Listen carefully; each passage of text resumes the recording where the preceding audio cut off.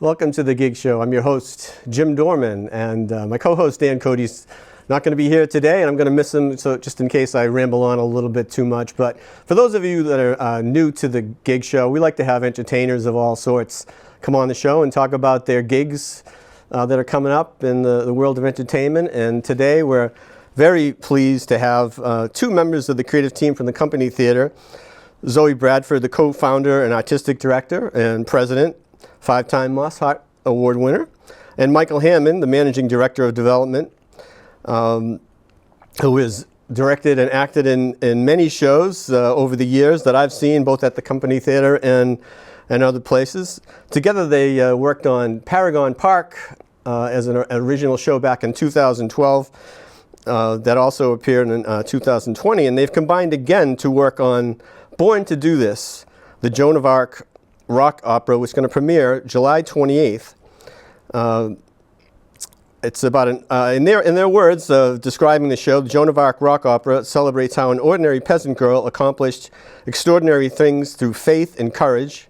It's an epic story about a true female hero with fascinating characters and memorable music played by a 14-piece orchestra. She defied all the rules of her time at 17 years old, led an army, and against insurmountable odds made sure a king was crowned for France in a time when there was no ruler. So an exciting show topic, and I'm sure they'll tell us all about that when they come on. I just wanted to kind of tell you a little bit that I go back a long way with the Company Theater, and if you're not familiar with the Company Theater, I think this is their 44th year that they've been producing shows on the South Shore. Going back to 1978, when Zoe Bradford and Geordie Saucerman first put on shows in Weymouth. I think it was in a church basement, and then used school gyms, and then eventually bought the old Nickerson Theater, which they've now been at since 1992. And our last show, I was talking about my writing in one of the first big musicals that I did back in 2001, I believe, was La Cage aux Folles, which they produced. And I got to go and interview the cast during their rehearsals. And you know, one of the things that I noticed about that was it was a great show of love and acceptance. It was also very entertaining. And that's kind of what I think that they've done consistently during the time that I've been seeing shows, or over the time that I've been writing. And I just reviewed Matilda there in December. And again, that kind of theme comes through. And I think we'll definitely talk to them about, obviously we're going to talk about Joan of Arc today and what that means to them, and I think it means a lot to them, so we're looking forward to that. So we're going to take a break and show you a little bit from their, actually not even rehearsals, they're really just starting to rehearse now, but they had a workshop that they did for a live audience just a few weeks ago with the cast, performing the music with the orchestra, kind of for the first time. But just to give you a little bit of taste of that, we're going to cut to a clip from that. And this is the title theme of the show, Born to Do This.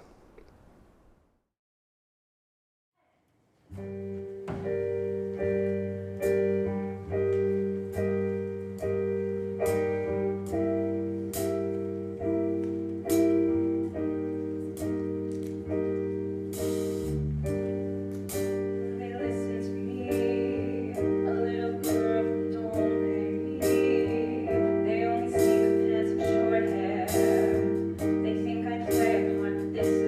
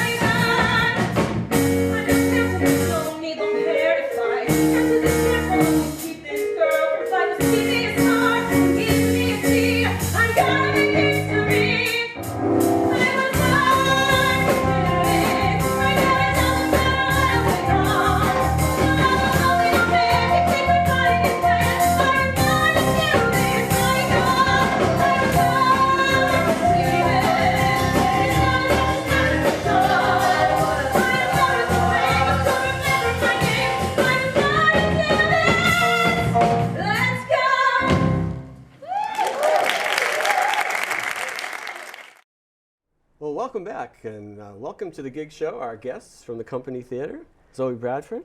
Hi, Jim. Great to have you. Great to be here. It's great to have you here. And Michael Hammond. Thank you. Thank you for all of your kind words and support over the years. Oh, You've you're been welcome. a My champion pleasure. of Company Theater. We appreciate it. We do. Well, it's been so many great experiences that we could do a whole show. We could. Whole show on that. But well, we just came back from that clip from the workshop, and that featured Liza Giangrande. Yes. It did not. I'm not sure if it did or didn't. Oh, I don't know. Oh, I'm sorry. So Yeah. she's in the starring role, but she wasn't there for the workshop. No. No. Oh. No, she Well, was I not. assume- don't make assumptions. What do they say about that? Right. The workshop took place before auditions. Oh. So the workshop cast was handpicked. Right. That was a volunteer. That was a volunteer group. Okay. So it's Liza Giangrande is doing the role, Yes. and so Oh, okay. Well, so that was actually before auditions. That's interesting. Yeah. yeah, because we needed the workshop because we've never heard this music live before except for Mel. Right. Melissa Carubia, the composer, would sing it for us and put it in Sibelius, this program where she can, kind of fake create a few instruments behind her, and we would get a feel of what the songs were. But we wanted to also see what the flow of the show was too. So putting together a whole Act One was really important for us to make sure that sequences were flowing well, not too long, etc. So everyone in that clip was Was a volunteer. a volunteer. That's Right. amazing. Yeah. The process you guys go through Yes. to put on shows is pretty. And I think this might be a little different because it's an original show. Right. Right. you. And Michael and I have had that experience before, having written Paragon Park together. Yeah. And we also workshopped that. Okay. And that was really an important part of it to help us, pare down what's really important, what is the audience going to catch, what aren't they not getting because we're not being repetitive enough or clear enough Right. on the whatever theme we're trying to relay. So what do you? We'll definitely going to get into Joan of Arc, but I was wondering though, since you guys have gone through this process before, was there anything specifically that you kind of learned? You think you might want to do differently, or from the first experience, or anything like that? For me, this experience has been outstanding. I don't know how I could have done it any better, except that it would be wonderful in a perfect world to be able to hire a cast and have a long rehearsal period for a workshop, but that wasn't really financially viable as the show is going to be. It has a big budget, it's going to be glorious, but these people were kind enough to volunteer. They wanted to sing a new work too, which was really cool for them. And then some people were cast, some people auditioned. After they heard the music, they just wanted to be in it, which was great. So I think to answer your question, I don't know if we would really change anything. It would be wonderful to have more opportunity to rehearse it before we actually, cast it. Right. I think the interesting thing with an original work is I feel like you get this new group of people who are adventurous and willing to try something new.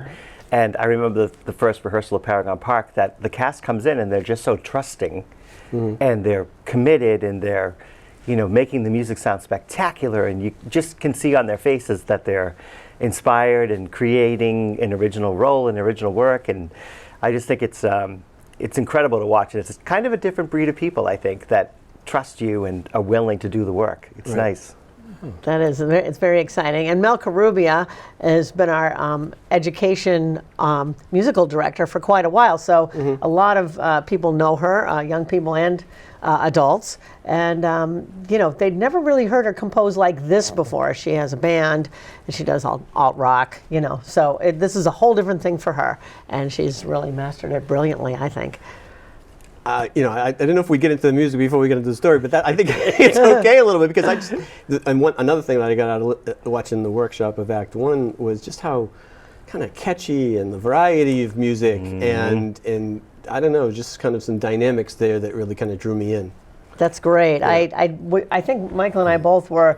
Michael was so great because he'd record everything she was doing in our workshops and our writing processes, and then he would play it back and she'd say, "Oh, I didn't know you were recording that." And he said, "Well, you might forget it." You know what I mean? And she did a few times. Yeah, and that was so beautiful. Let's keep that. Let's keep on track with that. And and we discussed the different styles. We were very specific about what we were looking for. What I had envisioned, but then of course she brought a whole new level to it. But I told her this has to be, think of a Broadway show, not a, not just a regular, rock concert kind of thing. Yeah. Wow. And in fact, we had originally planned it for just a smaller pit. And then when the music started to happen, everybody who was musically inclined said, you're writing a Broadway show, go with the 14-piece orchestra. I have some friends that say that they like to come to the shows just because of the orchestra. That's beautiful. That's great. I mean, not obviously they like the show, No, but it's exciting. But that is kind of a cool thing. And as a music lover myself, I definitely experience that all the time. And I kind of love that you can see the orchestra. It's really fun. And it is a different experience than a lot of other theaters. Some places the orchestra, someplace else or something, which is Right. fine. I get it. But Sure. I like every once in a while I said, wait a second, who's playing that? Yeah, you can see it, you can feel it. Yes. You can feel it better, which is really a cool experience. And because you Right. look down on the stage, you can look past that orchestra and let them kind of vanish, or you can focus on them and enjoy them. So it's a nice option. I think that also inspires the performers when they're right in front of you. There's nothing like singing with a live orchestra. It's the greatest feeling. And Yes. when you can see them and hear it and feel the power of the trumpets coming right at you, And there is it's a incredible. communication factor going on there between the performer and the conductor. Or, oh yeah. I mean, in some Right. places it's a monitor or something like that. Exactly. And we were fortunate enough to get some grant money during the COVID shutdown. So we have an all new sound system. It's beautiful. Oh, fantastic. And you can, and our musical director on this, Robert McDonough, is a diction master. He will make sure that everything is heard and great balance and all of that. So great. that'll be awesome. And back to Melissa again. She is a relative newcomer, right? I mean, but she's been around for a really. little while. She's No? been around since Chicago? Yes, since Chicago, whenever that was. I don't, I do so many shows. They all blur. I didn't meet her until I'm not sure which show, but I think maybe Paragon Park. I don't. She was in the second incarnation of Paragon Park. Yes. She was, And yes. she did a great character. It Yeah. was probably my favorite character. So that was 2019, but she's been around for a few years now. Before that. I mean, sometimes Yes. I may have missed something. but I just I can see that she's really brought in a nice new element. She has, yeah, and Not new. she's a kid magnet. The right. students love what she brings to the table. It's nice. And again, about the theater, I didn't mention the Academy Yes. Company Theater that you folks has been a big, huge part of this for so I feel long. like that's like a real, lifeline for us. We always, Jordy and I, founded the theater wanting to get a lot of youth involved, and we just couldn't even keep up with how many youth wanted to be involved. So Right. forming the Academy was really the right move, and it's just flourished, And which is that's- beautiful. One of the things you probably always wanted to do, was I don't know if that was the initial part of when you guys Well, started. it was. I was so excited to get a complex. That's what we were looking for, a whole place where we could just do everything Yeah. that we were dreaming of. It was Right. awesome. And I know it's been 3 years, but it seems like yesterday. So, Yeah. condolences on Oh, Jordy thank you. Sossaman. Passed away in 2020. In 2020 yeah. Yeah, Years we go miss her by. every day. Yeah. There's not a day that goes by. Right, and- But I feel her there. Yeah, her spirit seems to linger on. Right. She was so inspiring. And another friend whose daughter, who participated in quite a few of the shows and everything, said how much she meant to her. Yeah. And all of you really, and what a safe haven it's been for That's her and beautiful. other kids, that to go and express themselves in freely and Right. Yeah. be creative. Right. Yeah. So She was exceptional at finding your talent and pulling it out of you and encouraging you to pursue it. Yeah, It was that's so amazing. true.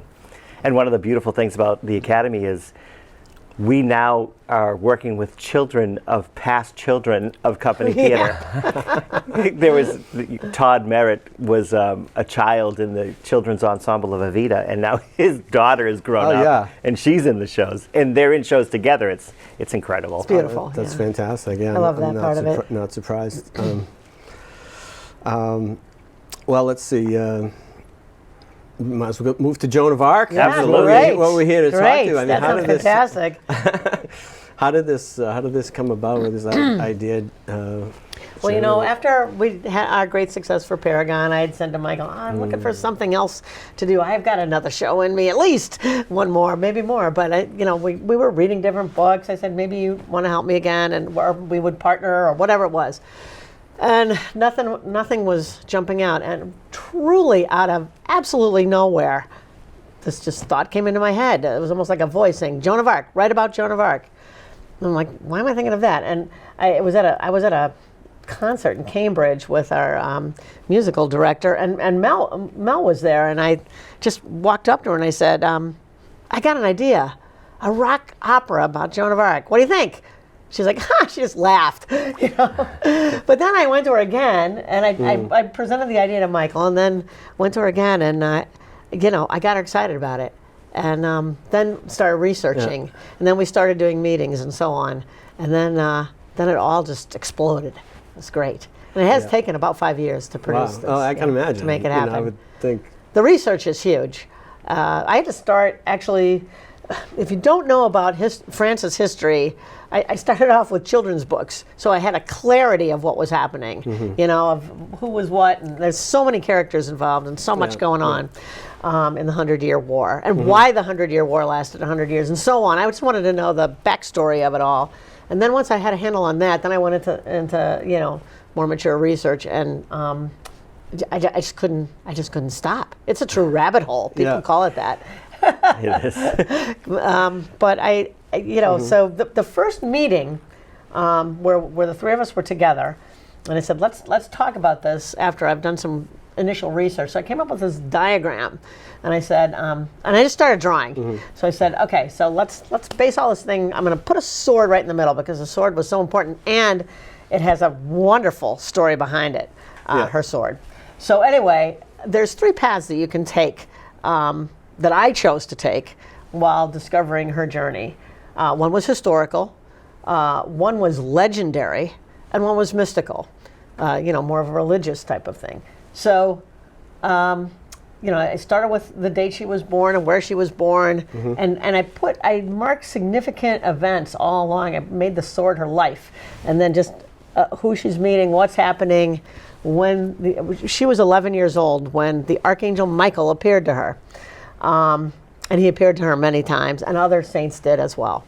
And he's the one who told her, be yourself. Go ahead and do what you want to do. She wanted to be a soldier, but nobody was a soldier who was female in the 1400s. It just was unheard of. Yeah. It was you know, something that you would put somebody to death if they were talking about that. But she was determined. And, you know, through believing in herself, believing in what she could accomplish, she carried on to do that. So by the time she was 16, she was cutting her hair, taking her brother's clothing, running away from home, jumped on the back of a cart, went to see a captain in the army, and told him what what she wanted to do. By the time she was 17, she had mastered that, had gone on to go all the way to the Dauphin, which is a prince. There was no ruler of France at the time, and convinced him to give her an army. 16, 17 years old. Right. Who does that? So once I was reading all that, I was totally hooked. Yeah. You know. Well, my first thought was, how is this going to be a musical or a rock opera? I just kind of was trying to wrap my head around it. Right. I heard that was the topic, and maybe you ran into other people going, I don't know what your reaction. You said Melissa had a reaction, but anyway. And then the more I looked into it, I said, there's all these different things on the timeline that could be a song. Right. Absolutely. Right. And I said, maybe this does lend itself to. I think it really does. To a rock opera or a musical. Yeah. And, but at first I. How the heck is this going to work? I know, right? Well, we know, the ending, unfortunately, but right, and that's what we are not focusing on. There's no images of fire throughout. There's no, fire in her soul, like constant references or anything like fire that. References. No, I mean yes, she is put to death in the end. However, there's very interesting through all my research. Something that really grabbed me was a lament that was recorded. Actually, her whole life is very recorded. And there was a lament that the executioner shared, and we're putting that in. But then there's also a very uplifting and promising ending that you won't expect to see. But just as you can make a choice with something like Jesus Christ Superstar, for instance, another one of my faves, you can basically indicate that he is resurrected, or you can just end it. You as the director make the choice. Oh, okay. You know. This came up in discussion. Oh, did it? Oh, Well, interesting. I did because I said, well, Jesus Christ Superstar, I don't think you have to have any, religious thing. It's more, it's historical, at least the ones I've seen. Right, right. And then I think someone I said, no, he comes back. I said, I don't think he comes back. Or at least the ones I had seen, he doesn't rise from the dead. But no, but when we staged it, I've directed a couple of times. Once with Michael. Michael's been Jesus. Yes. Yeah. And I did great. So in the end, Jesus, through some very elaborate rigging, just floats off the cross and goes up into the rafters, indicating that he was resurrected. Or you can just end it and let people make the choice for themselves. But for me, that didn't work. I had to, and quite honestly, you could hear a pin drop in our ending. It really blew people away. They loved it. Yeah. It wasn't heavy-handed. It was still left you thinking, but So that's the journey on this one too. Like I said, there's 3 paths, and one of them is mystical, faith-driven. Okay, right. And I've been thinking about gender and how people, they tend to not want to believe a woman. I've heard a lot of things about, Joan of Arc was crazy. She was eating herbs in the field or something. She didn't know what she was doing, and yet everything about her is so documented, including her trial, where it's obvious she's brilliant, and there's just nothing crazy about her. Her answers are clear, concise, clever. So I can't buy that. Yet because she was female, people were not believing her that she'd had a mystical experience. Right. If she'd have been a man claiming that, I think it would have been a different story. I think Zoe's having a mystical experience creating this show. Yeah, I can imagine.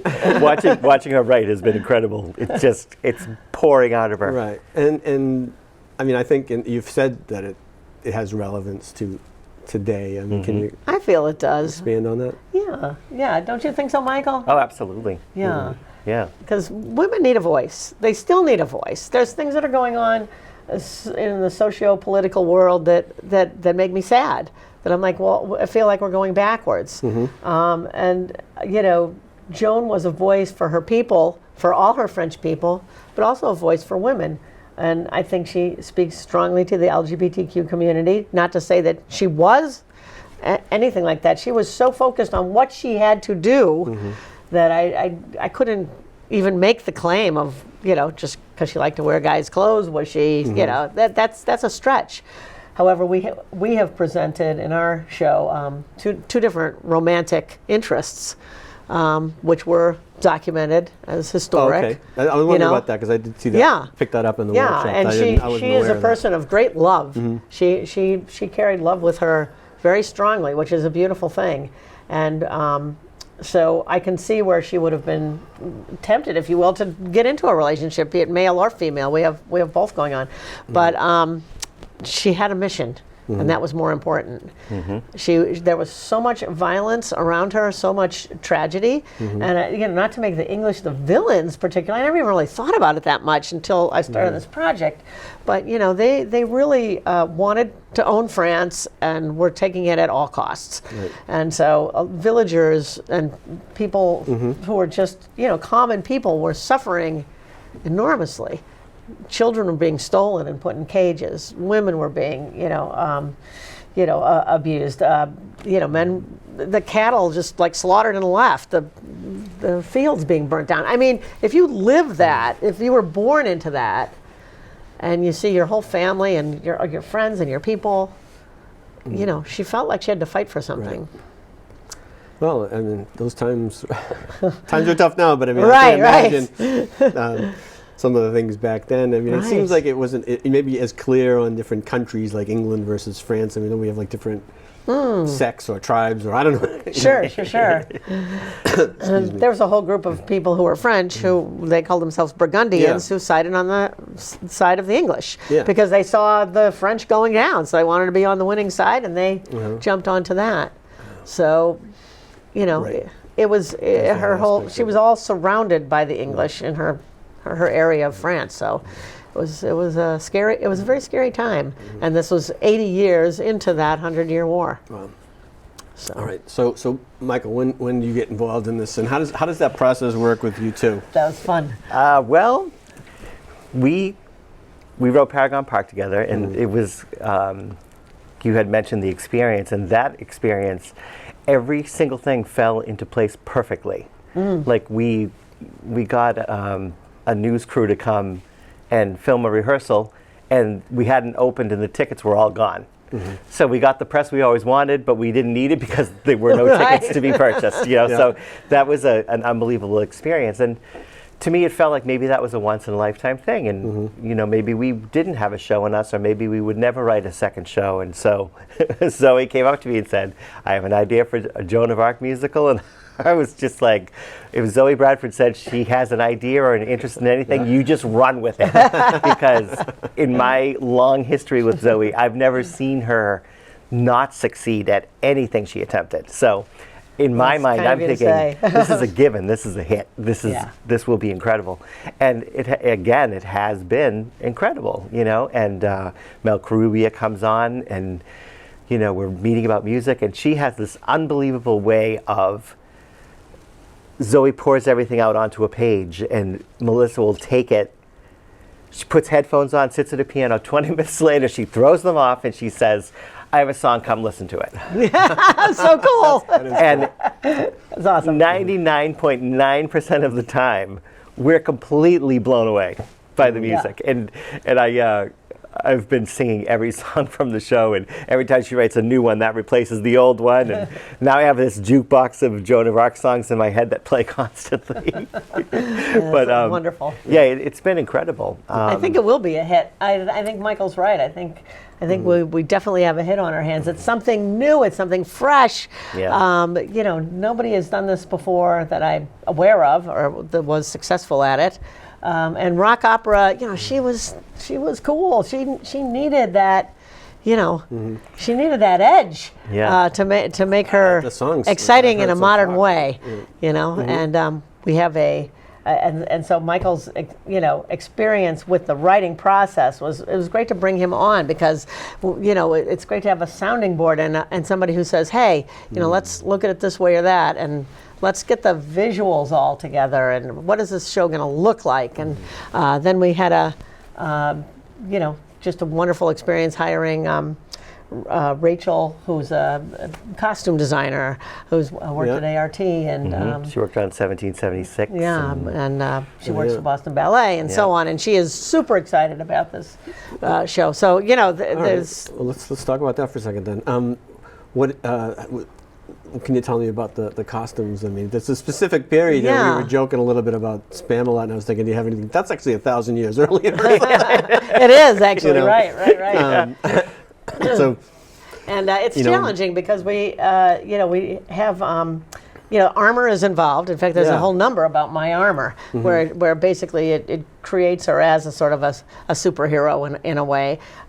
She is not exactly a superhero, because she's one who goes into battle but then cries over the dead bodies of both sides and prays over them. So, you know, she's not unattainable. However, things like armor, and then we want to get some contemporary looks, some contemporary clothing mixed in with the traditional. So that's the theme of it. So it's not going to look exactly like, it's not going to look like a replica of the 1400s, because we think then we're marrying ourselves to just a historic docudrama that has cool music to it. The music is dictating the look, as well as the whole theme of it. okay. Blow my mind. Yeah, it's gonna be cool. The one thing we could not find anywhere is the name of her horse. So that's funny, yeah. we had to come up with a name for her horse, so we named the horse Cheval, which is horse in French. Wow. Yeah, and we make a joke about that. So that's a little humor that we were able to infuse into the story as well. So we have a beautiful horse that moves that's on loan from North Shore Music Theater. They're so kind. They used it in Cinderella. But we're also creating an additional part of the horse that's more like a puppet, because when she gets her armor, she also gets her horse, which she's dreamt about having. However, before she stole away from home, she'd never even been on a horse, and yet she rode hundreds of miles, just like on the first, journey.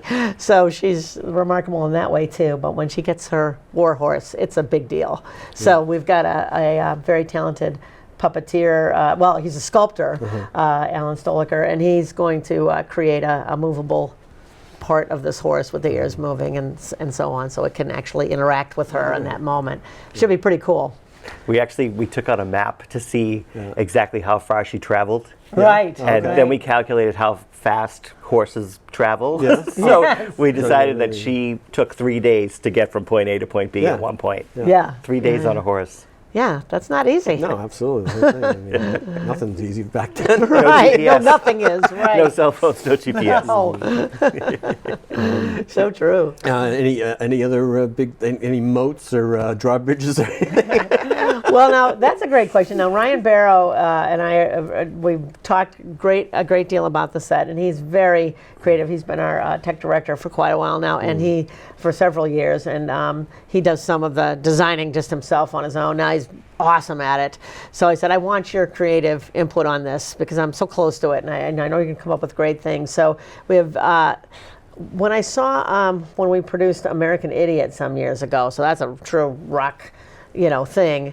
There was a lot of moving parts of the set, and the actors just moved everything, and people were on levels, and I loved that. So I said, I kind of want this to keep moving. So there's staircases, platforms, very rustic looking, and then basically like picture scaffolding out of wood that soldiers can climb on, people can be on. Yes. And then there's banners that fly in, and then finally, Michael's one of his key things in this project is designing projections that will be happening during the show. The only weapons that would be familiar to us are cannons. They did have cannons back then, so we're simulating cannon shots. It's a very dramatic thing that happens with a cannon as she knocks one of her of this duke that she travels with, who's been a real companion to her. She just knocks him out of the way of it. She knows it's coming. There's no time to see a cannon ball coming at you. There's no time. But she knew where it was going to land, and she knocked him out of the way in time. Did you see Messenger? Crazy. That's a very bad version of the Joan of Arc story. Okay. I had a vision of something getting hit by some kind of ball they let go. Basically catching it or something. Right. The actress looked really cool, and I thought she was a nice choice. But she got a Razzie though. Yeah, I guess. Did she? Yeah. Oh, did she? Yeah. Apparently, she and the director were involved, and they were fighting. And so the whole project was kind of a disaster. It's not a good. I was highly recommend. I watched a tiny bit of it, but everybody from theologians to historic experts said stay away from the messenger. so I did. I didn't. But it looks cool. Yeah. It's got cool footage in it, but it wasn't that bad. I think I was all right. Okay. Yeah, I kind of gave you the timeline too. Yeah, right. So there's all of that. So another unique thing about our production is that we delve into her childhood some, which I don't think anybody would have thought of that. But not only did we love working with kids, but I thought her childhood was so fascinating. Yeah. So she had two brothers. When they grow up, when they get just to be teenagers, they go off to war. That's why she's so. I want to go too. Yeah. Her mother was very. I love the sequence of the kids, in the work. Yes, it's very compelling, isn't it? Yeah. So I'm looking forward to seeing that. Yes, when it's staged, it'll be really cool, and we've got to get our young Jean to be a real, sword wielding child, just with a play sword, a wooden one. Yeah. Perfect segue to Sally Forrest. Oh yes. Company Theater Vice President and resident choreographer. Absolutely. Yes. Little does the cast realize, but she's a black belt. Yeah. And she's trained with swords and martial arts. So in addition to choreographing dances, she'll be choreographing the fights as well. And Right. she's so intense when it comes to anything like that. It's amazing to watch. You cannot be inhibited when you're being choreographed by Sally Forrest because she's just Right. so intensely She's like a engaged. certified fight director. She is, yeah. She actually taught martial arts. Right, because she's 5th degree. Yeah. So Fifth that's degree. That's pretty amazing. Yeah, and and she loved that. And I know she hasn't been doing it, during the COVID stretch and all of that. And I know she's excited to, bring that part of it to the table. And because of how, this is a rock opera, we're trying to make some sequences fun and funny because her story could be completely dark, and we want this to be entertaining. The Dauphin is in other words, the Prince of France, who Yes. later gets crowned king, is a party animal, basically, historically. And so we have some dance sequences involving him and his court. He was definitely hedonistic and just wanted to have a good time. so she'll be able to choreograph those sequences with a lot of fun too. So. Well, it gave me a thought because how much dancing is in. Yeah, it's more like Les Mis. You know what I more mean? It's staging. Okay. But there's a couple of sequences that are just dance, like there's celebratory dancing.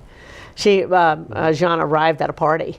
The Dauphin had heard that she, had the message that she was coming, and there was a prophecy that this young girl from her area was going to save France, and everybody was like, "Oh, is this the one?" It was just a prophecy that had gone on for over 100 years, and at any rate, he's like, "Oh yeah, this is just a big fakearoo. I'm gonna disguise myself as one of my court. She'll never even be able to find me when she gets here," and she went right to him. So, yeah, I said, "Oh." That was one of the moments I figured you're going to have. That's going to be Oh yeah, that's a big scene. scene. Yeah, that's a great scene. How you I'd be interested to see how you stage that. And how but that will be a whole big party sequence, and she's kind of trying to work her way through it. A fun sequence. I think people will be pleasantly surprised at how some of it is just entertaining and fun, and then it's also deeply historic and and faith driven. Was it hard to decide what to leave out? Or Yes. Oh yeah, always. Same with Paragon Park. We struggled terribly because once we delved into the early history of the park, which for me that was really interesting. Early 1900s, really a playland for the rich, or just for the middle classes actually had a chance to actually relax and do something different. And it was all that beautiful post-Victorian time period. Fascinating. So we're like, oh, we love this character and that character. And we were digging in through microfiche at the library and, it was just, and interviewing people. And it's like, wow, what do we leave out? So with this one, it was really hard because, her trial is completely transcripted. Word by word, and when she was put to death, it was immediate that people knew they made a mistake. A lot of people, and so in that immediacy, within 2 years, the King of France now, former Dauphin, declared that she was like retried posthumously, and they decided she was absolutely innocent, but. There was all of this sequences that we could have used. There's a lot of, whenever you see like St. Joan or Joan of Arc plays, it's all focused on the trial because it's completely transcripted. But people went out and interviewed everybody who she knew, from soldiers to, people from her village and so on, and it's all documented. So that's why there's so much to go on. Right. And for me, and I think for Mel and Michael too, it was like, I don't think she would say that, or not the things that she was documented to say, like, I was born to do this. That's a direct quote. Or I will dare and dare until I die. Yeah, that's one of my favorites. Yeah, that's magnificent. The best. Yeah. Some of her answers at the trial are pretty good. I mean, right. She was her own defense, I guess. Absolutely. Yeah, she absolutely was, and she had to, just believe in herself, believe that she was innocent. Questions there were no right answer to, and they Right, came right. up with something. Oh yeah. Well, yeah, it was brilliant. They because it was all theologically, all theologians were trying her, bishops and priests and so on, because she was sold to the church. That was the deal. Right. And they said, the trick question was, "Are you in a state of grace?" And she replied, "If I am, God keep me there. If I'm not, God put me there." Yeah, I mean, man, Right. thinking off the top of your head, who comes up with this stuff? So that's why she's profound to me. Yeah. One of the many reasons. And it just strikes me that the thing that they got her with, because she's dressed in men's clothes. Right. That is the key reason she was put to death. And if that doesn't speak to many of our contemporary communities today, nothing will. Right. Yeah, that's why when I saw this going on, I pushed it. We could have probably spent another year on writing this and not put ourselves in a pressure cooker. But I was like, this has to come out now. This is the now time for this. Yes.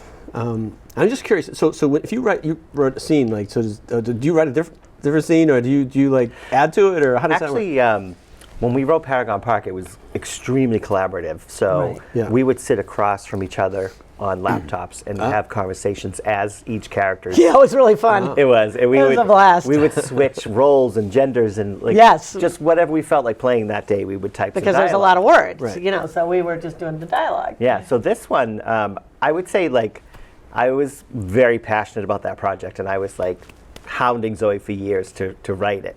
And so this is definitely Zoe's baby. This is her vision, her concept, she's extremely inspired. So she would go home and write pages and pages of dialogue. So basically, I've been more of a collaborator on this process. So I go through with Zoe. We work really well together. We do. And just kind of, we'll take an entire page of dialogue and shrink it down to one verse, and Yeah. just really, really analyze. How can we shrink this? everything. Yeah, that was always a key Yeah. thing. And what is the most important words in here? And obviously, when we say dialogue, we mean recitative, which means the music that isn't a song. It's basically it's transitional music, Yeah. because everything has to be. It's all lyrics. So basically, it was writing poetry about Jeanne d'Arc for years, for a Yeah. couple of years. So that's really what the project was, and it was really fun to come up with the rhyme schemes and all of that. That was really cool. One of our goals is to get this translated into French. That would be really awesome. wonderful. Yeah, that would be a cool thing. So Yeah. we're hoping that this show will have a life beyond Norwell. That's Zoe was on a Zoom call with Diane Paulus from ART, and she was just really proclaiming that collaboration is the best way to go when you're working on a Absolutely. project like this. Yeah. And I think one of the things I've enjoyed about this process is that Zoe and Mel might be listening to a song and they're not hearing it the way I'm hearing it. And there was the only song we weren't incredibly crazy about the first time Mel played it. I said, it's not the song, it's the style. Just change the instrumentation, change the beat, change the tempo. And she played it again, and we loved it. Now Yeah. it's one of our favorite songs of the Right, show. right. Great. Yeah, that's So amazing. it's like, if they, Yeah. I Yeah. feel like if it just had been you and Mel in the room, that song would have been cut. Right. yeah. But I was like, that's no. awesome. No, you need Yeah. a three-part collaboration is just beautiful. And then obviously the lighting design, the costumes, all of that will be a further collaboration, which will be really stimulating, exciting as we move forward. But it's the us three together in the room was the magic. You know what I mean? That's what we needed, even if it was, just changing a word, changing a theme, realizing how we can combine scenes, because musical theater is so different from a play. And so you can just kind of have two things going on at once, things are overlapping, intersecting. It's very challenging. Yes. This is the hardest thing I've ever done. I will say that. This is, as far as like writing something, this is the most challenging. It's also nice too on days when you're not feeling particularly motivated, we provide that for each other. Yes, yeah, Definitely exactly. encourage and support, and we've Right. been cheerleaders for each other. And I think You're when still smiling. I think when Mel writes a new song and Right. Zoe and I go crazy over it, I think she still can't believe to this day that Right. everything she writes we love. Yeah. Well, Yeah. seems to be working We don't right. have that gift to Yeah. write. No, oh God, no. It's amazing. No way. I was struck by it, but just because I saw little clips of like her, working on the keyboard, and then Yeah. kind of seeing Yeah. the workshop performing some of the songs. I said, "Wow, this is really an amazing process." But Yes. The workshop so was interesting because the song "Born to Do This" is it's the signature song, and it's so catchy that the feedback we got after the workshop was that song needs to come sooner yeah, because they loved it so much they just want to hear it sooner. Yeah. Right, right. So we've thought of a way to yeah. work it in with the kid a cappella. So we're running out of time. Not surprised. but I know, just like that. But so as we're filming this today, you're heading into rehearsals. First rehearsal. Yeah, So- tomorrow. Right. Can you tell me anything kind of quick about the cast and casting? I'm very excited for the Yeah. casting. It's a beautiful group of people. I can't Yeah. wait to start working with them. Yeah. Like Michael said, the trust in saying I'm going to do a new work. I don't exactly know what it is, but I'm throwing myself into it wholeheartedly. Liza, who's going to be playing, we call her Jean because the English call her Joan. So Right. when Jean d'Arc. Jean d'Arc. Jean yeah. d'Arc. Jean Just d'Arc. straight through. No, Yeah. Dark. I like Yeah. that. Okay. And she's very excited to get started. We've had some conversations, and she can't wait to delve in and really feel what this character is. She's doing her research now, and that's wonderful. I love that. Yeah. What a blessing too, because you need Joan of Arc in your show about Joan of Arc, and we didn't know if we would find one the day of Right. auditions, and She Liza walked in. and there she was, and Yeah. you're pretty much put at ease at that point that Right. you have a show and you're going to have a Yeah. cast. Okay. So Right, I she came believed in her. to the auditions. Yeah. I believed her when she sang, and that's Yeah. what Okay. I really Yeah. wanted. Right. We And were she we were seemed talking strong. about how we had chills in our entire bodies when she Yeah. interpreted the music. And Right. another great thing about company theater, and this happens in every single show, someone that we've never worked with walks in the door and gets a lead role in a show. Like this, Yeah. this is a common theme at company theater. So It's pretty cool. yeah, Is she it's incredible. equity professional? She is. actor? She's working towards that. Okay. She's right on the verge. Yeah, all she's right. on the verge. So this will be a great Are there experience any for equity her. actors in there? Not yet. There may be one where we haven't cast the Archangel Michael yet, and that's imperative that we find the right one. And we're looking, because of the music, we're looking for someone of color or ethnicity is really important to us. So No. we'll With a low find voice. somebody with a baritone, with a beautiful velvety baritone voice. So that's a cool role, and Yeah. will be very interesting. Well, I think people will be looking forward to hope seeing the so. show. I mentioned it to the Dr. Elizabeth Gonzalez, our English department Oh, director good, here good, good. at Abington High School, and she didn't know that you were doing this, and she was like, "Oh my!" Oh, and good. she knew everything about Joan of Arc, and she was a theater major back in college, Right. And she just said, "Oh, I got to get a ticket for that." Yeah, Absolutely. wonderful. She was very excited. She also told me that she knew that there's a chapel. I don't know if you know this or not. That Joan supposedly prayed at, that is in Milwaukee at Marquette University. Oh. That she prayed before she went to battle, and it was in someone. There's a They whole moved story it from about France? it. Yeah, because it was bought. It was bought by like some kind of rich magnate type person Wow. from New York back in the 1920s. Okay. And they actually disassembled it and reassembled it in like New York or Long Island or something. Oh, cool. And then he either passed away or whatever, and they sold it. So they don't think something like this could even happen today. I 'cause know. they would- That's incredible. wild. But if you go, and I might have even seen it because I did like a tour of Milwaukee and a bus tour. Oh, wow. And Well, I think I might have been like, oh, there's. I think I need a Joan of Arc. pilgrimage. I know. But check it out. It's Yeah, I'm from Chicago originally, Oh. so I could just shoot up there right. if I go to visit. But yeah, that's pretty amazing. I wonder if it's St. Catherine's. it is. Oh, you're kidding me, because that's where she got the I'm sword. yeah, well, I think it is. Yeah, wow. So that would check be. that out. See, in 1920, that's when she was canonized as a saint. Right. So there was a huge to-do about her at that time that motivated girls to cut their hair.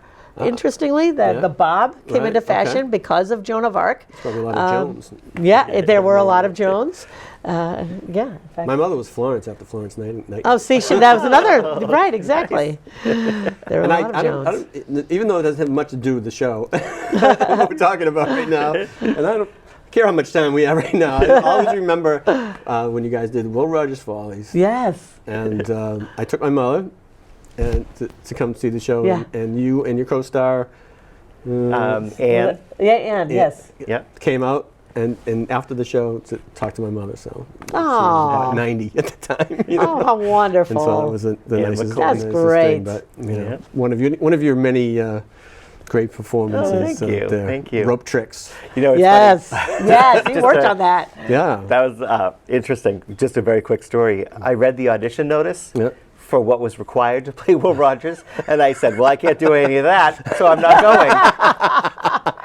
And then Company Theater gave me a call and said, "We think you might be able to do this role," and Yeah. so I had to learn how to play harmonica, rope tricks, all kinds of Oh, other yeah, things. it was but- crazy.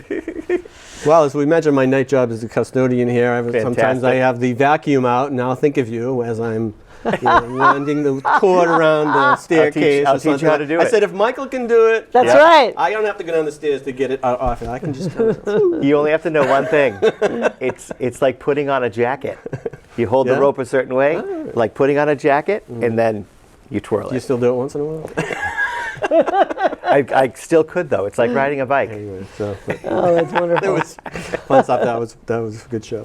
Thank you. It was. All right, so we're looking forward to this show. We got to start in let's see, July 28th? 28th. Running Is through our- August 20th. It was like, yes. like how many shows? About 14 shows. 14 shows. So folks, if you think it's probably going to go fast, you only got to go out there. They will. CompanyTheater.com. You know, get your tickets and those See fine something new and exciting that you're fine going box to. office. You guys, great family out there with your all the people that work Yes. there. But I want to thank you guys so much. Thank you. Thank for you. coming. Did I miss anything? Did we miss anything?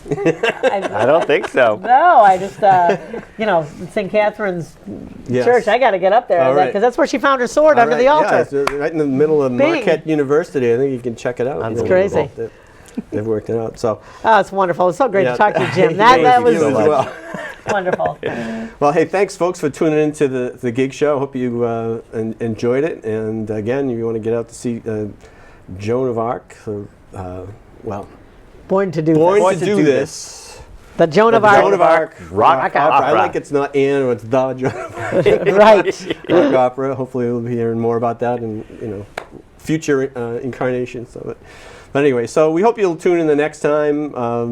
Again, if anyone has an idea for a show, you can get in touch with me. My email is jdorman60@gmail.com. Follow us on Facebook. We'll see you next time on The Geek Show.